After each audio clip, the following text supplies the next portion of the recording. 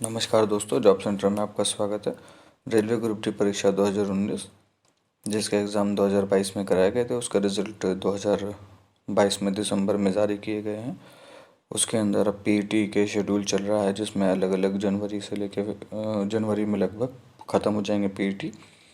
तो पीईटी के बाद का जो प्रोसेस होता है उसे डॉक्यूमेंट वेरिफिकेशन कहते हैं, जहाँ पे जो है शॉर्ट लिस्टेड कैंडिडेट्स को, जो जनरल कैंडिडेट्स हैं और सीसीए कैंडिडेट्स हैं, उनको जो है शॉर्ट लिस्टेड किया जाएगा। उसके बाद उनको डीवी के लिए बुलाया जाएगा, जो जिसे डॉक्यूमेंट वेरिफिकेशन कहते हैं। ये मोस्टली जो है आपके जिस आरआरसी में आप हैं उसके डीआरएम ऑफिस होते हैं, वहाँ पे ही होता है। तो हम आगे उस पर बात करते हैं कि क्या क्या डॉक्यूमेंट्स आपको ज़रूरी हैं। उससे पहले अगर आप जॉब सेंटर चैनल पर नए हैं तो प्लीज़ चैनल को लाइक करें, शेयर करें एंड सब्सक्राइब करें। रेलवे से संबंधित और अप्रेंटिस से संबंधित हम न्यूज़ लाते रहते हैं, और भी अन्य एग्ज़ाम सरकारी नौकरियों की जानकारी भी इस चैनल पर मिलती रहती है। तो अपना सपोर्ट बनाए रखें, चैनल को सब्सक्राइब करें, शेयर करें एंड लाइक करें। तो हम बात करते हैं कि इसमें क्या क्या डॉक्यूमेंट्स आपको रेडी रखना है, ताकि डीवी में जाके आपको डीवी से बाहर ना होना पड़े। और डीवी में ज़्यादा टाइम देते नहीं हैं, ज़्यादा टाइम क्या, डीवी में टाइम ही नहीं देते हैं। उसी दिन आपका वो मेडिकल के लिए भेज दिया जाता है, अगर आपके डॉक्यूमेंट ओके हैं तो।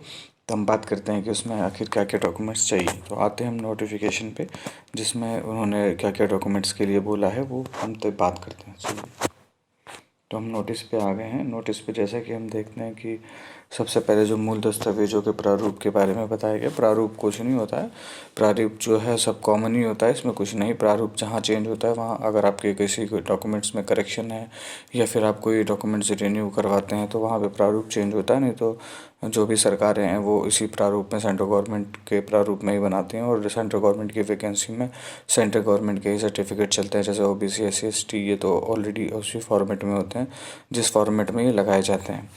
तो आप सबसे पहले इसमें डॉक्यूमेंट की बात करें तो 10th की मार्कशीट जो है वो आपको जो है इसके अंदर ज़रूरत पड़ेगी। और 10th की मार्कशीट्स में ही डेट ऑफ बर्थ और फादर नेम और सब कुछ जो है इसमें होता है। यानी कि 10th की मार्कशीट से आपकी डेट ऑफ बर्थ, नाम, फादर नेम, मदर नेम, ये सारा का सारा मैच किया जाएगा। और अपने डॉक्यूमेंट्स की जो है 2 कॉपी, आपको 2 सेट बनाने पड़ेंगे, जो आपको सेल्फ अटेस्टेड होने चाहिए। और सेल्फ अटेस्टेड के बाद भी मेरा सजेशन है कि किसी किसी डीआरएम ऑफिस में जो अधिकारी होते हैं उनको जानकारी नहीं होती है, तो वो क्या करते हैं कि अटेस्टेड कॉपी मांगते हैं। तो आप 2 सेल्फ अटेस्टेड कॉपीज़ का सेट और 2 अटेस्टेड कॉपी का सेट लेके जाइए। अगर आपके पास फ़ोटो जो है जो एप्लीकेशन में लगाई थी वो है, तब तो बहुत ही बढ़िया है। नहीं है तो कोई बात नहीं, आप 30 फ़ोटो कम से कम खिंचवा लीजिए, जो अभी डीवी से लेके आपको आगे जहाँ पे आपकी जो सिलेक्शन होगा वहाँ तक के लिए आपको ज़रूरत पड़ेगी। मेडिकल सर्टिफिकेट में ज़रूरत पड़ेगी जब आप मेडिकल कराने जाएंगे, तो इसीलिए आप 30 फ़ोटो कम से कम बनवा लीजिए। अगर वो फ़ोटो पुरानी फ़ोटो है तो उसी की फ़ोटो से फ़ोटो बन जाती है, तो वो बनवा के रखें। और जो है आपको जो है अपने डॉक्यूमेंट्स इसमें एक सेट बना के जो है सेल्फ अटेस्टेड सेट का पीडीएफ बनाना है।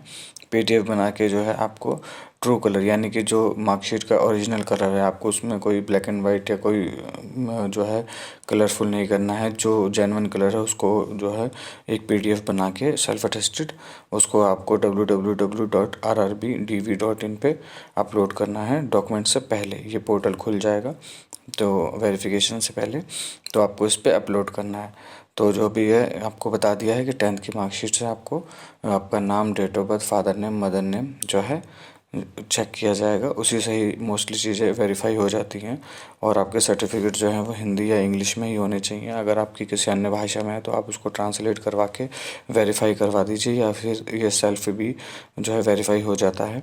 उसके बाद जो है हम दस्तावेज सत्यापन के समय अपने मूल प्रमाण प्रस्तुत नहीं करने पर उम्मीदवारों को कोई अतिरिक्त समय नहीं दिया जाएगा। ये तो हमने बताई थी आपको कि उसी दिन आपको मेडिकल के लिए भेज दिया जाता है, तो इसीलिए आप अपने डॉक्यूमेंट्स को पहले ही रेडी करें। तो चलिए हम बात करते हैं कि सबसे ज़्यादा ज़रूरी जो है वो 10th की मार्कशीट यानी डेट ऑफ बर्थ का प्रूफ होता है।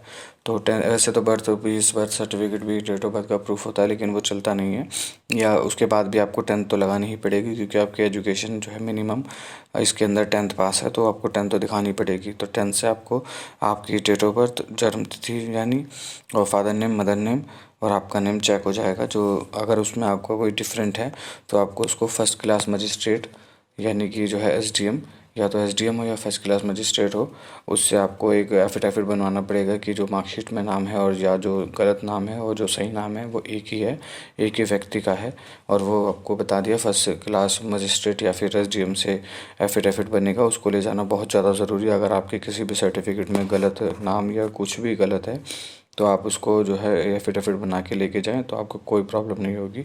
उसके बाद आपको आईटीआई फर्स्ट तो हो ही गया 10th, सेकंड आपको आईटीआई एनसीवीटी एससीवीटी कोई भी हो, उससे फ़र्क नहीं पड़ता। अगर आपने आईटीआई उसके अंदर आईटीआई से अप्लाई किया है तो आईटीआई लगा दें, अन्यथा ना भी लगाएं तो कोई फ़र्क नहीं पड़ता, क्योंकि ये मिनिमम 10वीं पास की वैकेंसी है।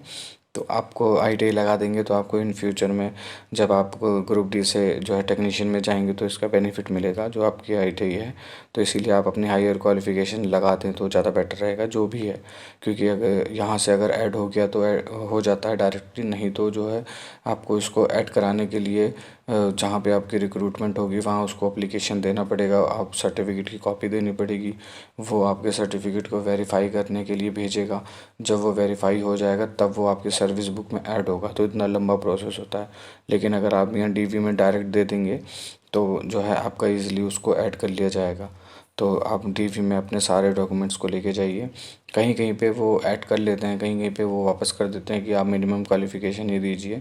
तो अगर वहाँ पे आपके यहाँ सेंटर में अधिकारी ले रहे होंगे तो ज़रूर दे देना, नहीं तो कोई बात नहीं। आप याद रखें 2 अटेस्टेड कॉपी के सेट लेके जाने हैं और 2 जो हैं गज़टेड ऑफिसर से अटेस्ट करवा के लेके जाने हैं। फ़ोटो 30 फ़ोटो आप बनवा लीजिए। अगर आपके पास पुरानी फ़ोटो है जो आपने एप्लीकेशन फॉर्म पे लगाई थी तो उसी की 30 फ़ोटो बनवा लीजिए। नहीं है तो कोई बात नहीं, आप दूसरी फ़ोटो खिंचवा लें, लेकिन उसको कंटिन्यू रखें, यानी कि उसकी 30 कॉपी बनवा के रखें। जो आपके मेडिकल से लेके डीवी से लेके ज्वाइनिंग के समय भी डीवी होता है, जब आपको जिस जगह पे भेजा जाएगा कि आप वहाँ जाके रिपोर्ट करें और ज्वाइनिंग करें, वहाँ पे भी एक बार डीवी होगा, आपसे डॉक्यूमेंट लिए जाएंगे, तो वहाँ पे भी आपको फ़ोटो लगेगी, सब कुछ लगेगा। तो इसीलिए आप उसको फ़ोटो को रख लें। अब तीसरा पॉइंट हम देखें तो तीसरा पॉइंट जो है SC/ST का सर्टिफिकेट। SC/ST का सर्टिफिकेट आपको पता ही है, स्टेट गवर्नमेंट सेंट्रल गवर्नमेंट दोनों का एक ही जैसा होता है। हम मेन होता है OBC का सर्टिफिकेट। आप NCL नॉन क्रीमिलियर हैं तो जो है आपको OBC का सर्टिफिकेट वैसे तो 3 साल वैलिड होता है, लेकिन आप अगर 1 साल से ज़्यादा पुराना का सर्टिफिकेट है तो आप उसको रिन्यू करवा लीजिए, क्योंकि इसमें OBC का करंट सर्टिफिकेट मांगते हैं 1 वर्ष से अधिक का ना हो। ठीक, वैसे वो 3 साल वैलिड होता है लेकिन इसके अंदर नहीं मांगा है। उसके बाद जो है आपको इम्पोर्टेंट, अगर EWS हैं तो EWS का सर्टिफिकेट वो भी करंट का ही मांगते हैं। 1 साल पुराना से ज़्यादा पुराना हो तो आप उसको रिन्यू करवा लेंगे तो ज़्यादा अच्छा रहेगा। अभी अगर आप भाग दौड़ कर लेंगे तो आपको आगे भाग दौड़ नहीं करनी पड़ेगी, डायरेक्ट आपको जो है उसमें हो जाएगा। आर्थिक रूप से जिन्होंने फ़ीस कंसेशन में लिया है वो आय प्रमाण पत्र यानी इनकम सर्टिफिकेट को प्रोड्यूस करेगा। अगर वो प्रोड्यूस नहीं करता है तो उसको जो है वो जो रिजेक्ट कर दिया जाएगा। डीवी में कोई चांसेस नहीं लेना चाहिए, क्योंकि डीवी जो है एक तरीके से फाइनली है, इसके बाद आपका सीधा मेडिकल होता है।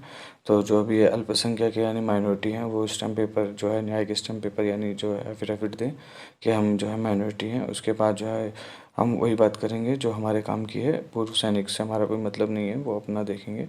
उसके बाद जो है हम आगे करें तो जो है और हमारे काम की चीज़ है ये 15 पॉइंट है। जिसने भी जो है फ़ीस को ऑफलाइन पे किया है या फिर पोस्ट ऑफिस में जाके कंप्यूटरीकृत के IPO या फिर डायरेक्ट उससे पे किया है, उसको उसकी रिसिप्ट को वहाँ शो करना पड़ेगा। जिसने ऑनलाइन पेमेंट करी है डेबिट क्रेडिट या भीम UPI से, उसको कोई दिक्कत नहीं है। उसके बाद जो है इसके अंदर और तो कुछ ऐसा नहीं है जो है, और इसके हिसाब से और कुछ भी इसमें ऐसा नहीं है जो आपके पास हो, लेकिन जो है मोटा मोटा हमने आपको बता दिया है कि इसके अंदर आपको 10th ITI या आपकी कोई भी हायर क्वालिफ़िकेशन हो वो, उसके बाद आपको OBC SC/ST का सर्टिफिकेट जिससे भी आप जिस कैटेगरी से आप बिलोंग करते हैं, उसके बाद जो है आपके पास फ़ोटो होनी चाहिए। फ़ोटो मैंने बताया आपको 30 फ़ोटो आप बनवा लीजिए, अगर आपके पास नहीं है तो, और अगर ओल्ड फ़ोटो है तो उसी की फ़ोटो से फ़ोटो बनवा लीजिए, क्योंकि वो आपके लिए आसानी रहेगी और कहीं पे कोई आपको टोकेगा भी नहीं कि हाँ भी ये अलग अलग पर्सन है। आधार कार्ड मैंडेटरी है, आधार कार्ड आप लेके ज़रूर जाइएगा, आधार कार्ड मत भूलिएगा, या कोई भी एक ID, लेकिन आधार कार्ड कंपलसरी है, ये हर जगह चलेगा और आपको जो है लेके जाना चाहिए। उसके बाद 2 सेट आपको बनाने हैं अपने सारे डॉक्यूमेंट्स के 10th OBC आपका, और जो है इसके अलावा जो भी SC/ST हैं आप या फिर ITI हायर क्वालिफ़िकेशन, इन सब का एक सेट बना लेना है आपको। जिसमें 2 सेट बनाने हैं आपको जो सेल्फ अटेस्ट होंगे, और 2 सेल्फ जो सेट होंगे वो आप उससे बनवा लीजिएगा गज़टेड अफसर से साइन करवा के, क्योंकि कहीं कहीं पे जो है अधिकारी मांग लेते हैं, तो उस समय अगर आपके पास ना हुआ तो दिक्कत हो जाएगी। तो ये करने के बाद आपको जो है, जब आपका डॉक्यूमेंट वेरिफिकेशन हो जाएगा तब आपको वो जो है एक फॉर्म देंगे। डॉक्यूमेंट वेरिफिकेशन के बाद आपको वो एक फॉर्म देंगे जिसके अंदर आपसे चॉइस मांगी जाएगी। चॉइस का मतलब आपसे 5 यूनिट मांगी जाएंगी, लगभग 5 यूनिट मांगी जाएंगी, जिसके अंदर आप कोई भी दे सकते हैं। मान लीजिए आप RRC NR से हैं, NR से हैं तो आपको जैसे NR के जितने भी डिवीज़न हैं, जैसे LKO लखनऊ डिवीज़न, और मुरादाबाद मुरादाबाद MB मुरादाबाद, और न्यू दिल्ली। उसके बाद जो है आपसे जगाधरी वर्कशॉप। उसके बाद आपको जैसे कि 7-8 यूनिट हैं नॉर्दर्न रेलवे की, जितनी भी वर्कशॉप हो गई, जैसे अमृतसर, जगाधरी, लखनऊ, ये तो वर्कशॉप हो गई। डीजल शेड वगैरह तो नहीं होती, लेकिन वर्कशॉप के बारे में पूछा जाता है। उसके बाद आपसे डिवीज़न के बारे में पूछा जाएगा कि आप मुरादाबाद डिवीज़न लेना चाहते हैं, दिल्ली डिवीज़न लेना चाहते हैं, या फिर आप कोई और डिवीज़न लेना चाहते हैं। आपसे 5 प्रायोरिटी मांगी जाएगी, टोटल 5 ही मांगी जाती है, उससे ज़्यादा आपको नहीं अलाउ है। तो उस फॉर्म में आपको 5 प्रायोरिटी भरनी होगी, अपना नाम, अपना रोल नंबर भरना होगा, ये सब भर के आपको वहाँ पे उसको सबमिट करना होगा। सबमिट करने के बाद वो आपको मेडिकल की लगभग 115 रुपए की जो है आपसे लेंगे, और लेने के बाद आपको एक मेडिकल मीमो, जिसको मीमो कहते हैं, मेडिकल मीमो, वो काट के दे देंगे। वो मेडिकल मीमो लेके आपको वो बताएंगे कि आप, जैसे आप मान लीजिए आपका DV दिल्ली में हुआ है, मान लीजिए आपका DV दिल्ली में हुआ है, DV दिल्ली में हुआ है, तो वो आपको दिल्ली में जो है ओल्ड दिल्ली रेलवे स्टेशन के पास जो है डिविज़नल हॉस्पिटल है रेलवे का, वहाँ पे भेजेंगे कि आप जाइए वहाँ पे अपना DV कराइए। तो आप वहाँ जाके अपना DV कराएंगे। तो यानी कि आपको मैंने पूरा प्रोसेस बता दिया कि आपका डॉक्यूमेंट वेरिफिकेशन क्या होना है। आपको सबसे पहले वहाँ पे जाके सुबह रिपोर्ट करनी है, जो वो टाइम बताएंगे, और उस टाइम के बाद ही अधिकारी आते हैं। जैसे आपको 9 बजे बुला लिया तो जो है वो 10 बजे तक स्टार्ट होता है। ये आपको कॉन्फ्रेंस हॉल में बिठा दिया जाएगा, जो कॉन्फ्रेंस हॉल में आपको बिठाया जाएगा, उसके अंदर फिर ऑफिसर्स आएंगे तो वो आपसे डॉक्यूमेंट्स मांगेंगे, रोल नंबर वाइज आपको बुलाएंगे। उसके बाद आपको अंदर जाना है, अंदर जाके आपसे वो डॉक्यूमेंट्स मांगेंगे, 10th OBC SC ST educational qualification, और अगर आपका कोई करेक्शन है तो करेक्शन जो है, करेक्शन का याद रखना, आपको फर्स्ट क्लास मजिस्ट्रेट या फिर SDM से एफिडेविट बनवाना है। वीडियो काफ़ी लंबी हो रही है, लेकिन कोशिश है कि आपको एक ही वीडियो में सारी जानकारी मिल जाए, इसलिए तो थोड़ा सा सहयोग करें। तो आपको अंदर जाके डॉक्यूमेंट वेरिफिकेशन करवाना है। वो आपको एक फॉर्म देगा, फॉर्म पे आपसे 5 प्रायोरिटी मांगेगा कि आप जो है किस डिवीज़न में जाना चाहते हैं। आप उसमें अपना 5 जो भी चॉइस है वो लिखी होगी उसके अंदर, आप उसमें से फर्स्ट, सेकंड, थर्ड या फोर्थ, फिफ्थ ऐसे देना होगा। देने के बाद वो आपको सबमिट करना होगा। सबमिट करने के बाद आपको आगे जाके थंब इम्प्रेशन वगैरह लगेंगे। उसके बाद जो है मेडिकल मीमो दिया जाएगा, मेडिकल मीमो पे अंगूठा, साइन सब कुछ लगता है, आपका नाम लिखा जाएगा, और आपसे 115 के लगभग करीब फ़ीस है उसकी, वो ली जाएगी। और उसके बाद जो है आपको मेडिकल यूनिट पे भेज दिया जाएगा, जो भी हॉस्पिटल या डिस्पेंसरी होगी जहाँ आपका मेडिकल होगा, वहाँ पे मेडिकल जाने के बाद आपको जो है मेडिकल के सारे प्रोसेस होंगे, जैसे चेस्ट का एक्सरे होगा और हाइड्रोसिल चेक होगा। हाइड्रोसिल के बाद जो है आँख टेस्ट होगी, कान चेक होंगे। कान चेक होने के बाद जो है आपका मेन तो आँख ही होता है, आँख के ही आधार पे आपका मेडिकल कैटेगरी डिवाइड होती है कि आपको जो है कौन सी कैटेगरी दी जाएगी। रेलवे में ग्रुप डी के लिए A2 एंड बिलो मांगा जाता है। A2 जिसका भी होता है वो अधिकतर ट्रैकमैन में ही भेज दिए जाते हैं, लेकिन ज़रूरी नहीं है, वो रेलवे अपने विवेकाधिकार से डिसाइड करता है कि किसको कौन सी पोस्ट देनी है। उसके लिए हम आगे वीडियो बनाएंगे। तो आपको हमने बता दिया कि क्या क्या होता है, यूरिन टेस्ट होता है, तो ये सब होता है। उसके बाद जो है आपको मेडिकल होने के बाद जो है आपको आपका मेडिकल कैटेगरी भी दिखा दिया जाता है। डॉक्टर्स बहुत अच्छे होते हैं, सहयोग करते हैं पूरा। तो वो आपको मेडिकल कैटेगरी दिखाने के बाद आपके साइन करवाते हैं, और उसके बाद वो आपको भेज दिया जाता है कि आप घर जाइए। आपको जो है RRC की वेबसाइट पे अपडेट मिल जाएगा, या आपके घर का प्रोसेस होता है। तो आपको मैंने शुरू से बता दिया है, दोबारा रिपीट करने की ज़रूरत नहीं पड़ेगी। आशा है आपका ये पूरा DV से लेके मेडिकल तक का प्रोसेस है। इसके अंदर कोई भी जो है आप घूस देने की कोशिश मत करना, क्योंकि वो एक कानूनी अपराध है।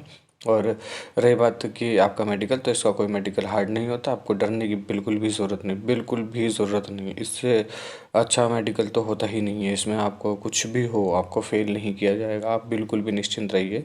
अगर आप कलर ब्लाइंडनेस हैं तो भी आपको फ़ेल नहीं किया जाएगा, अगर आपने ऑपरेशन कराया होगा तो भी आपको फ़ेल नहीं किया जाएगा, क्योंकि पहले लेज़र ऑपरेशन अलाउ नहीं था, अब शायद अलाउ कर दिया गया है। और अलाउ ना भी हो तो भी आपके पैनल कमेटी बैठेगी, वो कमेटी आपको निष्कर्ष करेगी कि इससे कोई फ्यूचर में नुकसान तो नहीं है, तो अगर नहीं होता है तो वो आपको पास कर दिया जाता है।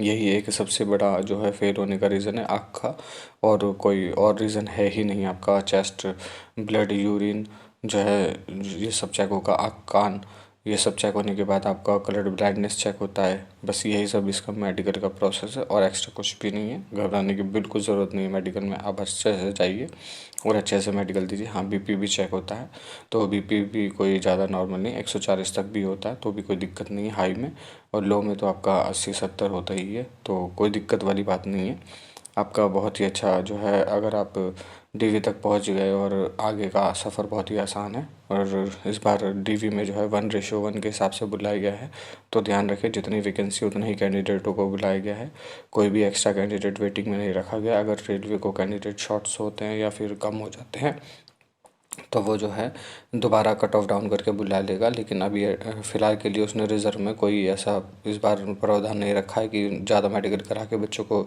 स्टैंड बाई में रखे। अप्रेंटिस कैंडिडेट के लिए जो है डॉक्यूमेंट वेरिफिकेशन के अंदर उनका सीसीए सर्टिफिकेट मैंडेटरी है, वो अपना सीसीए सर्टिफिकेट को लेकर आएँ, और जो भी 2 सेट बनाएंगे उसके अंदर वो अपना सर्टिफिकेट को ज़रूर लगाएं, क्योंकि उसी के आधार पर उनका सिलेक्शन हुआ। जो सर्टिफिकेट नहीं लगाएगा उसको बाद में कैंडिडेट रद्द कर दिया जाएगा, इसलिए दोनों सेट जो आप सेल्फ अटेस्टेड बनाएंगे उसके अंदर भी, और जो अटेस्टेड कराएंगे उनके अंदर भी अपना सीसीए सर्टिफिकेट की फ़ोटोकॉपी ज़रूर लगाएं। और डीवी में जो है बायोमेट्रिक भी होता है। आपका जब डीवी स्टार्ट होगा उससे पहले आपका बायोमेट्रिक होगा, यानी कि बायोमेट्रिक होने के बाद ही आपका सारा प्रोसेस चालू होगा। तो अब आपको सारा डीवी का प्रोसेस बता दिया गया है कि क्या क्या कैसे कैसे होगा। तो इम्पोर्टेंट जो है वो सीसीए कैंडिडेट के लिए है कि अपना सीसीए कैंडिडेट जो सर्टिफिकेट ज़रूर लेके जाएं और वो अपना उसको अटैच करें उसके साथ। आशा है आप इस बात को समझे होंगे, और आपको जो मैंने समझाया होगा डीवी के बारे में और मेडिकल के बारे में आप समझ गए होंगे। फिर भी कोई समस्या आती है तो आप जो है कमेंट में बताइए, हम उसके बारे में वीडियो बनाएंगे। ठीक है सर।